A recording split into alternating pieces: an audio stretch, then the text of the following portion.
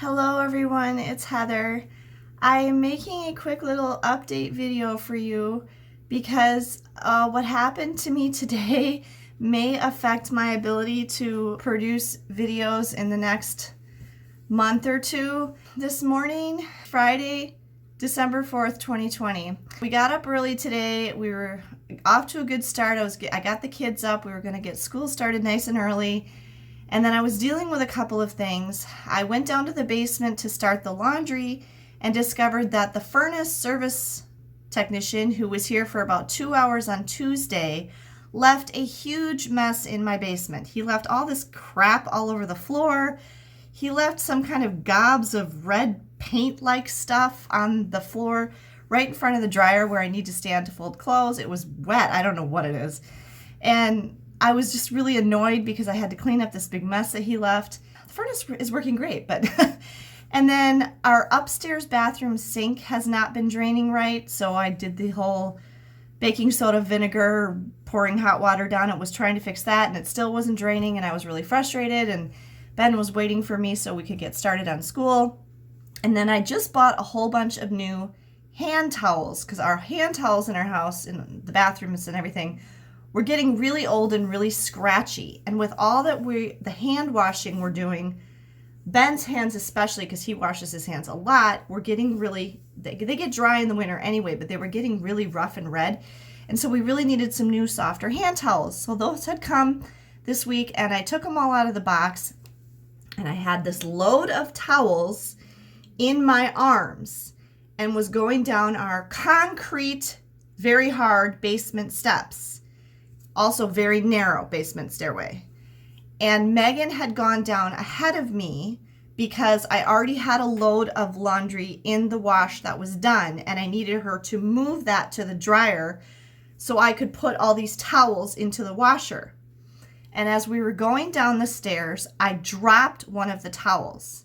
And so I stopped, and Megan stopped and turned around, and Megan was already into the basement. And she stopped and turned around and picked up the towel I had dropped and put it back on my pile of towels that I was holding. And then I took a step thinking that I was also to the bottom on the floor. And I wasn't. I was 2 or 3 steps from the bottom, and I stepped too far and missed the step and fell down the steps very hard and very badly. And much screaming and crying ensued, both from me and from Megan. I fell very hard, and she said it was awful to see. She wanted to call 911 immediately. And in hindsight, that might have been a good idea. But I just was so stressed out. We've had 2 people in the house already this week. The guy who had to come to give us a new modem, and then the furnace guy, and I just didn't want anybody else in the house, and I was worried that I really didn't need an ambulance, and that's so expensive and everything. But I was pretty sure at the moment it happened that I had broken my left ankle. It took us a very long time to get me back up the stairs. It was very, very difficult and painful for me to get back up the stairs. It's very narrow, so Megan couldn't get past me. She couldn't get next to me to help get me up the stairs. What I finally had to do was I somehow managed to flip over and get onto my hands and knees, and I had to crawl back up the stairs.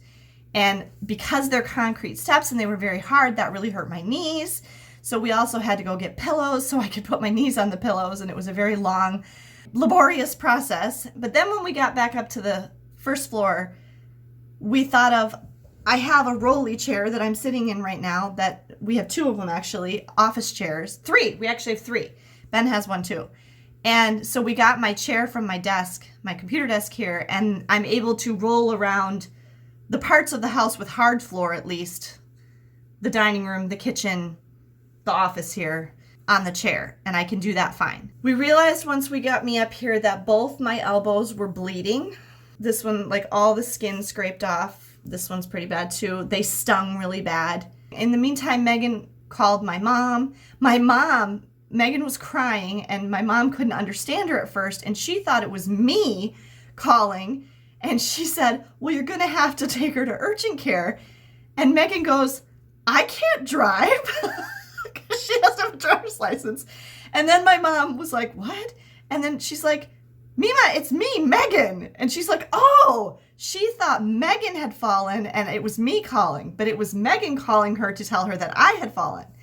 So my mom kind of talked her through like what to do to get me patched up and everything. I mean, because I was hurt really bad. And so we cleaned my wounds on my elbow. Amazingly, I did not have this shirt on at the time. I had on a long sleeve shirt. And amazingly, I did not rip holes in the shirt, in my elbows of my shirt, which is good because I like that shirt. We cleaned these and put antibiotic ointment and bandaged them up. So these are okay. I'm sure it'll heal fine. But I was very, very worried about my ankles. They both were excruciatingly painful, very swollen. I finally decided, once I'd kind of calmed down and was feeling okay, I called my regular doctor's office to ask them where to go because our hospitals where we live are full and they have not been accepting patients at the emergency rooms of any of our hospitals in the area where we live. And all the hospitals are full because of the pandemic and they're turning people away. And so I didn't know what I was supposed to do. I didn't really want to go to the emergency room anyway. First of all, I didn't feel like it would be safe because of the pandemic. And secondly, the emergency room takes forever. If you've ever gone to the emergency room, you know what I'm talking about. And I really didn't want to endure that either. And so, but I didn't know if I should go to my regular doctor's office or if I should go to urgent care or what. So I called my regular doctor's office and they tried to get through to the nurse and they said both nurses were on the phone and so someone would call me back. Well, in the meantime, I had both my feet up and we were icing them. I iced them for like an hour. And to the point where they got so cold, I finally had the kids take the ice off my feet because they were freezing. And nobody called me back for like an hour. And so I was getting really frustrated. And Ben did start doing school here by me, but Megan she still hasn't done school. And what time is it now? It's like 4:00 in the afternoon. Small mercies. My dad was off work today. I finally called the clinic back and said, I've been waiting an hour. Nobody's called me back. What's going on? Where am I supposed to go? They put me on the phone with like the triage nurse. And she said, you need to go to either the ER or urgent care. I'm like, I waited over an hour for you to tell me that. Okay. Again, I didn't really want to go to the hospital and risk that. So we went to urgent care, which isn't too far away. My dad drove Megan and I. Ben stayed home so he could finish his school. When we got to urgent care, we got a wheelchair. They had wheelchairs there. We got me into the wheelchair. Oh, we took one of the rolly chairs outside to wheel me from the house to the car. My dad used to have a wheelchair for my grandpa, but he realized today that he gave it away and doesn't have it anymore. So we're trying to find me a wheelchair. We think like the county might have one that we can use or something, but it's the weekend. We'd still like to be able to take our walks outside. And if we have a wheelchair, then Megan could push me in the wheelchair around the neighborhood. When my dad got me into the wheelchair, Megan pushed me inside the clinic. They took our temperature and everything. If you've been to a doctor's office lately, you know that that's something they're doing. They put a sticker on you to show the date that you were approved to be inside. My dad just waited in the car the whole time, and we were there a very long time. I think it was about an hour and a half, 2 hours. The receptionist was going to send me away to the hospital, and she told me that they are only doing urgent care by appointment, which to me kind of defeats the purpose of urgent care. There was only 2 people sitting in the lobby waiting, and one guy was there for a blood pressure check, and the other lady must have been there for something really quick too, because they called her back and she came back out right away and left before Megan and I even got called back. Well, they were very concerned had I hit my head, and I did not hit my head, and Megan had even checked my head all over and made sure I didn't have any injuries to my head. I did not remember hitting my head. My head felt fine. So I said, no, I did not hit my head. They said if I had hit my head, they would have made me go to the hospital because then there was a risk I could have had a concussion and they couldn't see me there. But I did not hit my head, and so she actually got up, the receptionist went in the back, asked someone, and came back and said, okay, yes, they will see you. So we waited, I don't know, maybe 10 minutes or so in the lobby, and then a nurse took me back. She was very, very nice. We were kind of surprised. Both the nurse who helped me today and the doctor who helped me at urgent care were very nice ladies, but they had to both be in their 70s. late 60s, 70s. And I was really kind of surprised at that given the current health situation. But, you know, they're putting themselves at risk too. So we were there a long time. The nurse saw me, you know, asked me all the questions, took my vitals. My blood pressure was a little bit elevated because I was obviously in a lot of pain, although it was still normal. My normal blood pressure is so low that sometimes people think I'm dead because I don't have a blood pressure. And then the doctor came in and she was very nice and she very gently just felt my legs and my ankles and my feet. And then she sent me to x-ray right away. And normally they would have had me take the x-rays standing up, but I cannot stand up. I cannot put weight on either foot. And so the x-ray technician had me lay on the table and she took 6 x-rays, 3 of each foot and ankle. She wheeled me back to the exam room and then the doctor came in and said, the radiologist hadn't looked at it yet, but it didn't look like there were any obvious breaks, but they were obviously both extremely sprained at least. And so they were going to put a boot on the right one because the right one is very bad. It hurts very bad. It's throbbing. When they took my sock off to take the x-ray, I was horrified by how swollen it was. And then the left one is less painful. So that one they were just going to put like a flexible splint on. So the nurse got the boot and she got the boot on my right foot. And it's really cool. You can inflate and deflate the boot. This is the little tool that they gave me. And see, one side says inflate and one side says deflate. And so I can add air to the boot, which definitely helps. And I actually got 2 of these because in the end I got 2 boots. So I can keep one here and I'm going to keep one in the living room. She was trying to figure out the splint for my left foot and she was having some trouble with it. And then while she was doing that, the doctor came back in and said, the radiologist has looked at your x-rays and you did break your left ankle. So I have a fracture of my left ankle and a very severe sprain of my right ankle. The right one, they both hurt a lot, but the right one is excruciating. And both the nurse and my dad told me sprains hurt more than breaks. And actually that makes sense because if you think about it, a sprain is your muscles and ligaments and tendons getting all stretched out and out of whack. Whereas a fracture is your bone breaking and you don't have any nerves in your bones. So that actually makes sense. I mean, I'm sure I sprained the left one too, but not as badly as the right one. But I knew when I fell, and Megan said this too, when she broke her finger one time in gym class, she said she knew when it happened that it was broken. And I know what she means now. As soon as I fell, I knew I had broken my left ankle. And so then the doctor said she's going to need 2 boots. So here they are. Here's my 2 pretty boots. I have 2 big boots, 1 for each foot. Aren't they cool? They actually help a lot. They help with the pain quite a bit. I still cannot put any weight on either foot. I can't really stand. I can only stand like very briefly with the boots on. This one especially, I cannot put any weight on. It's excruciating. Getting up and down from a seated position because of the pain in this one is very hard. I can only put some weight on this foot and then I have to do it as fast as possible. They also gave me crutches and I tried the crutches now and they do help. I can kind of get around a little bit with the crutches, but we still would like a wheelchair because I can't walk around I can't walk really. I can just sort of hobble a little short distance with the crutches. Okay, so aside from the fact that I'm now in pain and I cannot walk or drive for 4 to 6 weeks, at least. The podiatrist called me. They referred me to podiatry, and the podiatrist, which is a doctor I've seen before because I have a history of neuromas in my feet. So I've seen the podiatrist many, many times. He knows me very well. It's been a few years since I've seen him, but he's very nice. I have an appointment with him on Monday. I wasn't sure if I would be able to find anyone to take me on Monday, and that was troublesome. But when I called back to try to schedule a different time, he didn't have any openings for 2 weeks, and the nurse told me he wants to see you right away because of the fracture.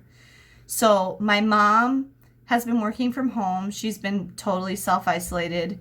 I mean, we were a little nervous having to ride in the car with my dad today. We opened the windows and all had masks on and everything. And we were obviously very nervous about having to be inside the clinic for that long. My mom is going to come down on Monday and take me to the podiatrist because my dad has to work. I don't really have anybody else to help me. And also, I don't know what other people have been doing. So even if I could like put it on Facebook and find somebody, a friend or something to help me, I'm really uneasy about riding in a car. It's about a 20-25 minute drive away to the podiatrist's office, and so that'd be like almost an hour in the car, and I'm not real comfortable with that when I don't know what other people have been doing as far as their pandemic precautions. So I can't put myself at risk of getting the virus either. So anyway, I'm going to the podiatrist on Monday. Maybe I'll make a little follow-up video and tell you what he says, if he can give me more information.